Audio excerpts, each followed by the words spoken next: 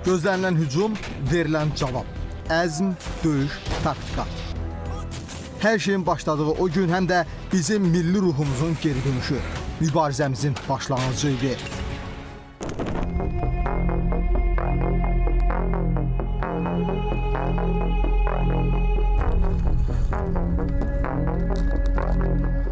Cəbhənin 0 nöqtəsindəyik. Təxminən 4 il bundan öncə həmkarlarımın efir vasitəsilə söylədiyi xəbər başlıqları məhz bundan ibarət idi. Ta ki 2020-ci il sentyabr ayının 27-sinədək. Sentyabr ayının 27-sində isə ölkə gündəminin manşet xəbərləri Azərbaycan ordusu əks hücum əməliyyatlarına başladı xəbəri ilə əvəzləndi. Bununla da zəfərə aparan yolun əsası qoyuldu. Məhz bu mövqelərdə gördüyünüz kimi də önümüzdə bizim Ohanyan səddi adlandırılan səddin bəzi elementləri görünməkdədir. Tikanlı məftillər, minalanmış ərazilər, həm tank minalanmış sahəsi, həm piyadə əleyhinə minalar sahəsi. Önümüzdə bizim düşmənin tərk etdiyi və darmadağın olunduğu bir bölüyünün səngərləridir. Hücum edən tərəf daha çox itki verir. Bu, hərbin qanuna uyğunluğudur. Lakin hilal taktikasının uğurlu istifadəsi bütün səddi əzib keçdi. Düşmən bizi Füzulidən gözlədiyi halda biz isə Cəbrayıl istiqamətindən Daşkəsən və Sur kəndlərindən keçməklə Hadrut rayonunun arxasında yerləşən yüksəkliklərdə mövqelər tutduq. Oktyabr ayının 7-sindən Azərbaycan ordusunun əsas qüvvələri Hadrutun girişinə tərəf yaxınlaşdı.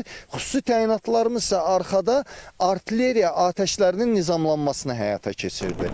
Azərbaycan ordusunu onlar həm də Ağdamdan gözləyirdi. Bu dəfə Hilalın digər üzü özünü Kəlbəcərdə göstərdi. Çətin relyef Murovu aşmağa əngəl ola bilmədi.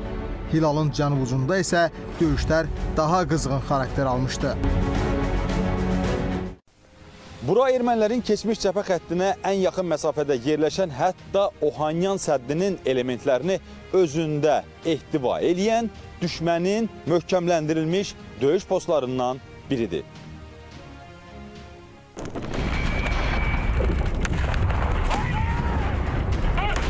Azərbaycan əskərinin son dayanacaq yeri isə strateji baxımdan özü qədər əhəmiyyətli olan Şuşa şəhəri idi. 400 nəfərə yaxın qüvvə ilə Azərbaycan Şuşa şəhərinə daxil oldu. Lakin bu daxil olma sadəcə üzbəüz döyüşdə olmadı.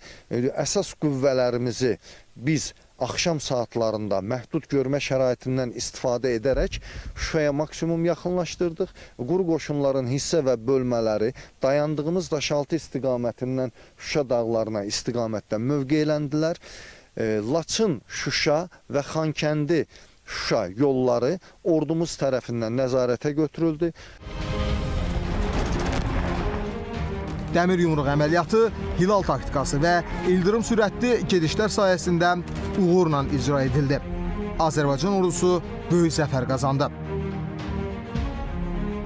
Kamil Eldaroğlu, Ayşən Cümşüdova, Elvin Qəhrəmanov, Vüsal Qaraca, AzTV Xəbər.